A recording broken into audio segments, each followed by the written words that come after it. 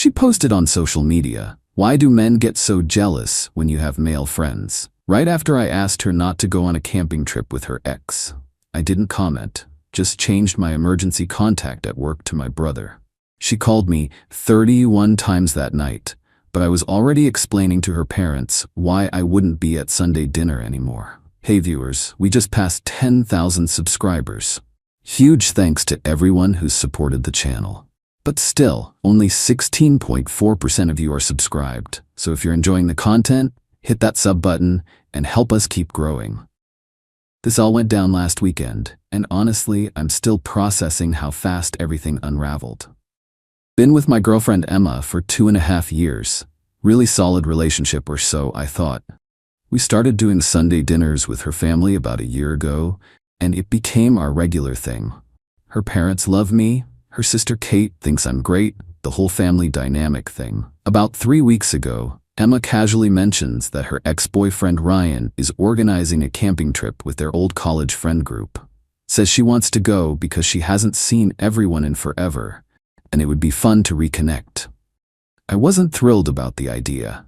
Ryan and Emma dated for like 3 years in college. They stayed friendly after the breakup, but he's always been weird around me. Makes little comments about their shared memories, tries to exclude me from group conversations. That type of guy. Plus it's a weekend camping trip. Tents and sleeping bags and alcohol. Just seems like a recipe for bad decisions. I told Emma I wasn't comfortable with her going on a camping trip with her ex-boyfriend, not demanding or controlling, just expressing my feelings about the situation. Emma immediately got defensive. Said Ryan was ancient history, and I was being insecure for no reason. How she should be able to maintain friendships with whoever she wants. It's not about friendship, Emma. It's about appropriate boundaries when you're in a relationship. She didn't want to hear it. Said I was trying to control who she could spend time with, and that wasn't fair. We went back and forth for a couple days. I tried explaining that camping trips are intimate settings, and her ex organizing the whole thing made it worse. Emma kept insisting I was being paranoid and jealous. Finally, I said, "Look, if maintaining this friendship is more important than respecting my feelings about appropriate boundaries, then maybe we want different things from this relationship." Emma said I was being dramatic and giving ultimatums when I should just trust her. Sunday afternoon, Emma posts on Instagram. Big long caption about how men get so jealous when women have male friends. How controlling behavior disguised as concern is still controlling behavior. How women should be able to maintain friendships without their boyfriends throwing tantrums. Didn't tag me directly, but everyone knew who she was talking about. Her friends start commenting with support about toxic masculinity and insecure boyfriends. Really laying it on thick. I didn't comment, didn't like the post, didn't engage at all. Just screenshot it and started thinking about what her post really meant. Emma was essentially telling the world that my concerns about appropriate boundaries were jealousy and controlling behavior. She was publicly framing me as the insecure boyfriend who couldn't handle her having male friends. That's when I realized Emma didn't just disagree with my position. She fundamentally didn't respect my perspective or care about my feelings on the matter. Monday morning, I called my HR department and changed my emergency contact from Emma to my brother Mike. Also updated my beneficiary information and medical power of attorney. Removed Emma from everything and put Mike as my primary contact. Mike was surprised when I called to give him the heads up. "Everything okay with you and Emma?" "Not really. I'll explain later, but I needed to update my emergency contact information." Monday evening, Emma comes over for dinner like normal. She's in a good mood, talking about finalizing plans for the camping trip this weekend. Acts like our conversation never happened, and like her social media post wasn't a direct attack on my character. I don't bring up the Instagram post or say anything about my emergency contact changes. Just listen to her talk about hiking, trails, and campfire cooking. Tuesday, I decide I need to have an honest conversation with Emma's parents before things get worse. Linda and Mark have always been great to me, but they deserve to know what's happening. I call Linda and ask if we can talk privately. "Linda, I need to let you know that Emma and I are having some serious relationship problems. I probably won't be able to make Sunday dinner this week. Linda's immediately concerned, asking what happened and if there's anything she can do to help. I explain the situation carefully, how Emma wants to go camping with her ex-boyfriend, and when I expressed concerns about appropriate boundaries, she posted on social media, calling my concerns jealousy and controlling behavior. I don't want to put you in the middle, little Linda, but I wanted you to know why I might not be around as much going forward. Linda's quiet for a minute, processing what I've told her. I appreciate you being honest with me. That doesn't sound like the Emma we raised. She's free to make whatever choices she wants. I just can't be part of a relationship where my feelings about boundaries are publicly mocked. Linda thanks me for letting her know and says she hopes we can work things out. Wednesday, I have a similar conversation with Mark. He takes it about as well as expected. You've always been respectful and reasonable. If you're concerned about something, there's probably a good reason. Thursday evening, Emma's getting ready for the camping trip, packing sleeping bag and hiking clothes, still acting like everything's normal between us. You sure you're okay with me going? She asks while stuffing her backpack. You've made your decision, Emma. I've made mine. What's that supposed to mean? It means you're free to maintain whatever friendships you want with whoever you want. She seems satisfied with that answer and goes back to packing. Friday morning, Emma leaves for the camping trip, gives me a kiss goodbye and says she'll text me when she gets there. Friday afternoon around 3 p.m., Emma texts that they made it to the campsite and everything looks great. Sends a group photo of everyone setting up camp. Friday evening around 9 p.m., Emma calls to check in. Says they're having a great time cooking over the fire and catching up. Sounds like she's been drinking. Miss you, babe. Wish you were here. Have fun, Em. Be safe. Saturday, I don't hear from Emma all day. No texts, no calls, no social media posts. Complete radio silence. Saturday evening around 11 p.m., my phone starts buzzing. Emma calling. I don't answer. She calls again immediately. Don't answer. Third call in 2 minutes. Still don't answer. Emma starts texting asking why I'm not answering and demanding I call her back. I turn my phone to silent and go to bed early. Sunday morning, I wake up to 31 missed calls from Emma and about 50 text messages. She's clearly panicking about why I'm not responding and getting increasingly frantic. The messages start concerned, then get angry, then back to panicked. She's obviously freaking out about me being unreachable.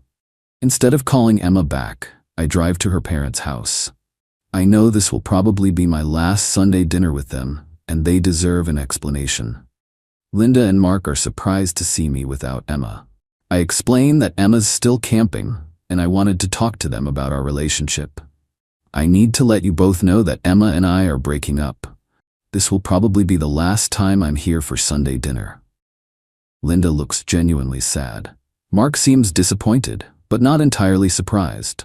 I explain that Emma chose to prioritize her relationship with her ex over my feelings about appropriate boundaries, how she publicly framed my concerns as jealousy and controlling behavior instead of having an honest conversation. She posted on social media making me look like the jealous, controlling boyfriend instead of talking to me about her feelings. Mark nods understanding. That's not how you handle relationship conflicts. I realized we want fundamentally different things from a relationship. She wants complete freedom without consideration for her partner's feelings. I want mutual respect and communication. We have a nice final dinner together. Linda packs me leftovers like always. Both parents hug me goodbye and say they're sorry things worked out this way. Around 6 p.m., Emma finally gets home from camping. My phone immediately starts ringing. Where the hell have you been? I've been calling you all night and day. I was about to call hospitals. I was having Sunday dinner with your parents. Why didn't you answer my calls? Because I was busy explaining why I won't be coming to Sunday dinners anymore. Long silence. What are you talking about? I'm talking about the fact that you chose a camping trip with your ex over respecting my feelings about our relationship. It was just a camping trip with friends, and posting on social media calling me controlling was just expressing your feelings, right? Another silence. You saw that? Everyone saw it, Emma. That was the point, wasn't it? I was just frustrated. You were publicly disrespecting me and our relationship. There's a difference. Nothing happened on the trip. I'm sure it didn't. But you made your priorities clear when you chose to mock my concerns publicly instead of having an honest conversation privately. You're breaking up with me over a social media post? I'm breaking up with you because you don't respect me or this relationship enough to handle conflicts like an adult. Update. 3 days later. Emma's been trying damage control, but the reality of the situation is setting in. Her parents are disappointed in how she handled things, and she knows it. Kate called me yesterday to check how I was doing. Says Emma's been crying to their mom about how I overreacted to a simple camping trip. Mom told her that posting on social media instead of talking to you was immature and disrespectful. Linda apparently told Emma that airing relationship problems on social media instead of communicating with your partner shows poor judgment. Emma's been posting vague stuff about how some people can't handle independent women. Her friends are being supportive, but the family response has been more critical. The camping trip apparently didn't go how Emma expected. Kate heard through mutual friends that Ryan spent most of the weekend making moves on Emma and being inappropriate. Emma felt uncomfortable and wanted to leave early. That's when she started calling me, panicking about not being able to reach me. She realized that being unreachable to her meant something was seriously wrong. My brother Mike called asking if I was okay since Emma had contacted him trying to reach me. She said it was an emergency and asked for your number. I told her if it was a real emergency, she should call 911. Emma apparently didn't appreciate that response. Update 2, 1 week later. Emma made another attempt at reconciliation yesterday. Showed up at my apartment wanting to talk about working things out. She apologized for the Instagram post and admitted that going camping with Ryan was probably inappropriate. Said she understood now why I was upset. I listened to her apology, then explained why it wasn't enough. Emma, you didn't just make a mistake. You publicly attacked my character instead of having a conversation with me about your feelings. I know I was wrong. I'll delete the post and apologize publicly. It's too late for that. You showed me how you handle relationship conflicts. When we disagree, you don't communicate with me, you attack me publicly. That's not fair. I was just frustrated. Frustrated people communicate. Disrespectful people post on social media. Emma tried arguing that everyone makes mistakes and I should give her another chance. This wasn't a mistake, Emma. This was a choice. You chose to prioritize your ex over my feelings, then chose to mock me publicly when I expressed concerns. She left upset, but I think she finally understands that some actions have permanent consequences. 3 weeks later. Emma's post-breakup life has been an adjustment. Her family has been supportive, but honest about their disappointment in how she handled our relationship. Linda told Emma that she threw away a good relationship for a camping trip with someone who doesn't respect boundaries. Mark said that public disrespect kills relationships faster than private disagreements. Emma's dating life has been complicated. The guys she's interested in have heard about the social media situation through mutual friends. Hard to build trust with someone known for publicly attacking their partner's character. Ryan tried pursuing things with Emma after the camping trip, but she wasn't interested. Turns out she only wanted his attention when it validated her position against me. Once she was single, his interest felt inappropriate. My life has been significantly better without the drama. No more walking on eggshells around someone who handles disagreements through public attacks. Started seeing someone new who actually communicates when we have different perspectives. She disagrees with me about things, but talks to me about it instead of posting cryptic social media rants. I think you're wrong about that, but let's figure out why we see it differently. Amazing how much easier relationships are when both people actually want to understand each other. Emma learned that public disrespect has private consequences. She wanted validation for her choices from social media, instead of working through our disagreement privately. She got the validation she wanted from her friends online. She just lost the relationship she claimed to value in the process. Sometimes the best response to being publicly disrespected is simply removing yourself from the situation entirely. Emma got exactly what she posted about wanting: complete freedom to maintain whatever friendships she chose without her controlling boyfriend's input. She just didn't expect that freedom to come without my companionship and support.